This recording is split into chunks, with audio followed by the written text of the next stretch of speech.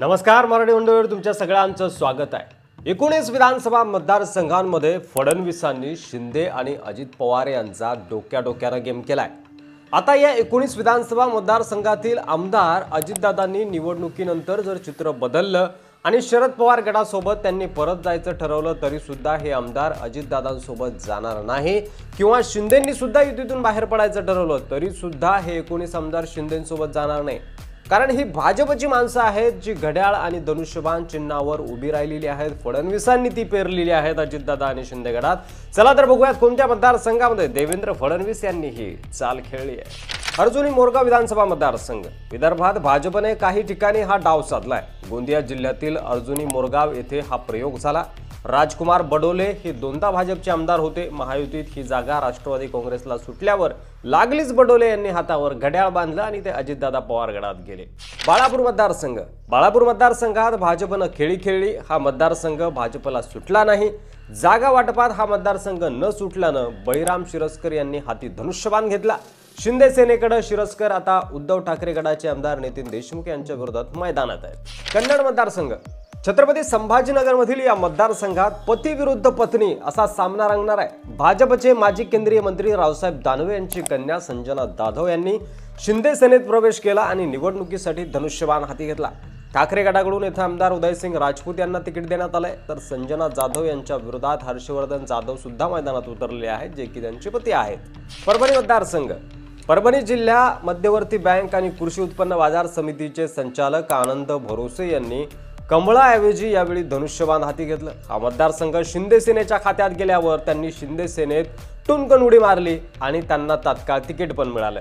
यापूर्वी त्यांनी कमळ चिन्हावर निवडणूक लढवली होती। त्यांचा सामना ठाकरे गटाचे आमदार राहुल पाटील यांच्याशी आता होणार आहे। त्यामुळे या मतदारसंघात देखील फडणवीसांनी आपला माणूस शिंदे गटात टाकलाय। उस्मानाबाद मतदारसंघ। उस्मानाबाद मतदारसंघासाठी भाजप आणि शिंदे सेनेत रस्सीखेच सुरू होती, तर राष्ट्रवादीचे कार्यकर्ते सुद्धा आग्रही होते। ही जागा शिंदे सेनेकडे गेली आणि त्यामुळे भाजपने इथे सुद्धा डाव टाकला। फडणवीसांना खेळी खेळली। अजित पिंगळे हे भाजपचे तालुका अध्यक्ष होते। त्यांनी जागा शिंदे गटाकडे जातात शिंदे गटात उडी घेतली। त्यांना तातडीने उमेदवारी देखील जाहीर झाली, पण या मतदारसंघात लोकसभेच्या राष्ट्रवादी काँग्रेसच्या उमेदवार अर्चना पाटील यांनी सुद्धा अपक्ष उमेदवारी म्हणून अर्ज दाखल केल्यानं आश्चर्य व्यक्त होत आहे। लोहा विधानसभा मतदारसंघ। मराठवाड्यात भाजपने येथे अजून एक गळ टाकला। या लोकसभा निवडणुकीत प्रताप पाटील चिखलीकर यांचा पराभव झाला होता। ते नाराज होते। त्यांच्या नाराजीचा फटका बसू नये म्हणून त्यांना अजित पवार यांच्या राष्ट्रवादीकडून लोहा कंधार विधानसभा मतदारसंघातून तिकीट देण्यात आलंय आणि इथं सुद्धा फडणवीसांनी आपला डाव साधला। नवापूर विधानसभा मतदारसंघ। भाजपने खानदेशात या मतदारसंघात खेळी खेळली आहे। नंदुरबारचे माजी खासदार माणिकराव गावित यांचे सुपुत्र भरत गावित यांनी अजित पवार यांच्या राष्ट्रवादीत प्रवेश केला। भरत गावित यापूर्वी भाजपमध्ये होते। 2019 मध्ये भरत गावित यांनी भाजपच्या तिकिटावर निवडणूक लढवली होती। त्यांनी विधानसभा निवडणुकीसाठी आता राष्ट्रवादीचं घड्याळ हाती घेतलंय आणि त्यांचा सामना काँग्रेसच्या शिरीष कुमार नाईक यांच्यासोबत होणार आहे। त्यामुळे या ठिकाणी सुद्धा फडणवीसांनी खेळ केला आहे।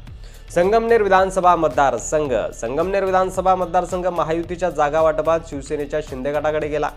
महसूल मंत्री राधाकृष्ण विखे पाटील यांचे कट्टर समर्थक आणि भाजपचे कार्यकर्ते अमोल खताळ यांनी शिंदे गटात प्रवेश करत लगेच धनुष्यबाण हाती घेतलं। माजी मंत्री बाळासाहेब थोरात यांच्या विरोधात ते आता निवडणुकीच्या मैदानात आहेत। त्यामुळे फडणवीसांनी इथं शिंदेंचा अचूक गेम केला। आता नेवासा मतदारसंघ। अहिल्यानगर जिल्ह्यात संगमनेर नंतर नेवासामध्ये भाजप पॅटर्न दिसेल। शिवसेना शिंदे गटाला ही जागा सुटली। भाजप जिल्हाध्यक्ष विठ्ठलराव लंघे यांचा पक्ष प्रवेश करत त्यांच्या हाती लगेच धनुष्यबाण सोपवण्यात आलं। यापूर्वीच्या निवडणुकीत त्यांचा थोडक्यात पराभव झाला होता। त्यांच्या समोर आता शिवसेना ठाकरे गटाच्या शंकरराव गडाख यांचे आव्हान असणार आहे आणि त्यामुळे इथं देखील फडणवीसांनी अचूक नेम साधलाय। करमाळा मतदारसंघ।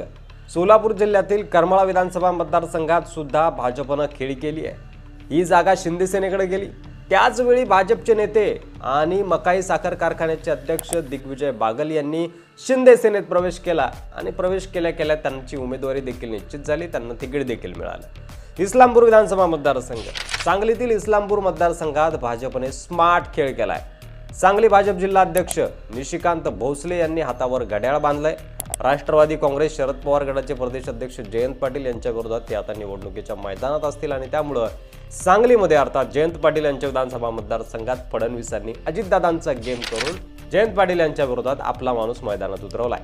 फलटण कोरेगाव विधानसभा मतदारसंघ. सातारा जिल्ह्यातील फलटण कोरेगाव मतदारसंघ जागा वाटपात अजित पवार गटाला गेला, पण निवडून येण्याचं मिरिट ही फुटपट्टी लावून भाजपचे सचिन कांबळे पाटील यांची वर्णी लावण्यात आली. त्या ठिकाणी त्यांनी लगेच घड्याळ हाती बांधलं आणि त्यांना तिकीट देखील मिळालं. या ठिकाणी महाविकास आघाडीचे उमेदवार दीपक चव्हाण हे मैदानात असणार आहे. त्यामुळे इथं देखील देवेंद्र फडणवीस यांनी आपला माणूस अजित पवार गटात पेरलाय. तासगाव कवठे महाकाळमध्ये देखील फडणवीसांनी हीच खेळी खेळली आहे. सांगली जिल्ह्यातील या मतदारसंघामध्ये राज्याचे लक्ष लागले. आराराबा पाटील यांचे चिरंजीव रोहित पाटील यांना शरद पवार गटानं या मतदारसंघातून मैदानात उतरवलंय. तर या मतदारसंघात भाजपने स्मार्ट खेळ केलाय. भाजपचे माजी खासदार संजय काका पाटील यांनी वेळेवर अजित पवार गटाचा घड्याळ आपल्या हाती घेतला आणि ते कवठे महाकाळ या विधानसभा मतदारसंघातून मैदानात उतरले. या ठिकाणी देखील फडणवीसांनी अजित पवारांच्या गटात आपला माणूस पेरला. कुडाळ मालवण विधानसभा मतदारसंघ. सिंधुदुर्ग जिल्ह्यातील हा मतदारसंघ जायंट किलर वैभव नाईक यांच्या विरोधात भाजपचे नारायण राणे यांनी पुन्हा एकदा तगडा उमेदवार मैदानात उतरवलाय. राणेंचे पुत्र निलेश राणे मैदानात उतरले आहेत. त्यांनी शिवधनुष्य हाती घेतले, म्हणजे नारायण राणे भाजपात आणि त्यांचे पुत्र शिंदेंच्या शिवसेनेत अशी परिस्थिती आहे. रत्नागिरी सिंधुदुर्ग लोकसभा मतदारसंघातून राणे यांनी विरोधकांना आसमान दाखवलं आणि आता विधानसभेला त्यांच्या पुत्राने भाजपमधून शिंदे गटात उडी मारली, धनुष्यबाण हाती घेतलं आणि ही फडणवीसांची एक स्मार्ट खेळी आहे असं बोललं जातं. इथं देखील फडणवीसांनी शिंदे गटात आपला माणूस टाकलाय. पालघर मतदारसंघ. या मतदारसंघातून श्रीनिवास वनगा इच्छुक होते, तर राजेंद्र गावित हे भाजपकडून इच्छुक होते. ही जागा शिंदे सेनेला सुटली. आता भाजपचे राजेंद्र गावित यांनी शिंदे गटात लगेच प्रवेश केला आणि धनुष्यबाण चिन्ह हाती घेतलं आणि मैदानात उतरले. त्यामुळे इथं देखील फडणवीस यांनी आपला माणूस शिंदे गटात पेरला. बोईसर मतदारसंघात देखील हीच परिस्थिती आहे. पालघर जिल्ह्यातील या दुसऱ्या विधानसभा मतदारसंघात सुद्धा भाजपनं खेळ केलाय. जागा शिंदे सेनेला, पण एकाही निष्ठावंताला उमेदवारी नाही अशी स्थिती आहे. येथे भाजपमधून शिंदे सेनेत आयात केलेले विलास ओरे यांना उमेदवारी देण्यात आली आहे. अंधेरी पूर्व मतदारसंघ. या मतदारसंघात देवेंद्र फडणवीस यांचे निकटवर्तीय मुरीज पटेल यांना तिकीट देण्यात आले. यापूर्वी झालेल्या पोटनिवडणुकीत मुरीज पटेल यांनी राजकीय नैतिकता दाखवत माघार घेतली होती, पण यावेळी ही जागा शिंदे सेनेकडे गेली. तेव्हा मुरीज पटेल यांनी शिंदे सेनेत लगेच उडी मारली आणि धनुष्यबाण हाती घेतला. ठाकरे गटाकडून या मतदारसंघात आता ऋतुजा लटके यांच्या विरोधात ते निवडणूक लढवणार आहे. भिवंडी पूर्व मतदारसंघ. भाजपचे विधानसभा निवडणूक प्रमुख संतोष शेट्टी यांना शिंदे सेनेनं धनुष्यबाण हाती दिला. ही जागा शिंदे सेनेकडे जातात शेट्टी यांनी सेनेत प्रवेश केला आणि दुसऱ्याच दिवशी त्यांना उमेदवारी जाहीर झाली. त्यामुळे या विधानसभा मतदारसंघात देखील देवेंद्र फडणवीस यांनी आपला माणूस शिंदे सेनेत पेरला. मुंबादेवी मतदारसंघ. मुंबादेवी मतदारसंघ शिंदे सेनेकडे गेला. त्यापूर्वीच भाजपमधून शायना एनसी या शिंदे सेनेत गेल्या होत्या. या ठिकाणी भाजपने मोठी खेळी केली आहे. मतदारसंघ आणि उमेदवार दोन्ही बदललेत. तर हे होते 19 विधानसभा मतदारसंघ, ज्या ठिकाणी देवेंद्र फडणवीस यांनी अचूक प्रकारे एकनाथ शिंदे आणि अजित पवार यांचा गेम केलाय. आपली माणसं शिंदे गटात आणि अजितदादा गटात पाठवून स्मार्ट खेळी फडणवीसांनी खेळली असं बोललं जात आहे.